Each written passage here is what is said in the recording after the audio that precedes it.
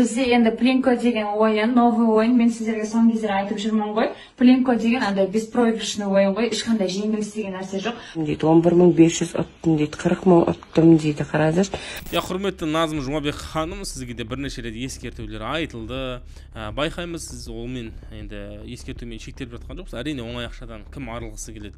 Отбасылық мәселені желеп өтіп, оқырмандардың көңіліне кіргеннен кейін ары қарай оларды байтамын, олардың ақшасының кредиттерін жауап беремін деп соншалықты жарнама жасап, адамдарды алдағаныңызды қою керек сияқты негізі. Себебі онлайн казино лудоманияға алып келеді, ал лудомания дерті қазіргі таңда білесіздер, Қазақстандағы 350 мыңға жуық адам лудоманиямен ауырады, сол дертке шалдыққан. Әрине ол дерт, сол дерттің арқасында қаншама отбасылар ойран болып жатыр. Оның барлығын ойлайтын Назым болса әрине. Бірақ та құрметті оқырмандар, біліңіздер, Назым ханым, сіз де біліңіздер, басқа жарнамалайтындар да біліп жүріңіздер. Қазақстан Республикасының жарнама туралы заңының 6 бабы 5 тармағы 1 тармақшасына сәйкес онлайн казино, интернет казиноларды жарнамалауға тыйым салынады.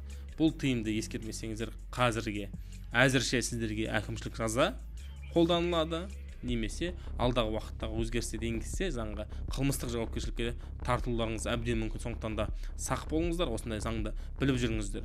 Сонымен қатар оқырмандар, жалпы оңай ақша еш жақта жоқ екенін біліңіздер. Алданып жоқ іздегенше алданбайтын жол іздеңіз, сауаттылығыңызды арттырыңыз, Алаяқ.нет бағдарламасын көріңіз, немесе әшкере YouTube каналына тіркелгеніңіз жөн.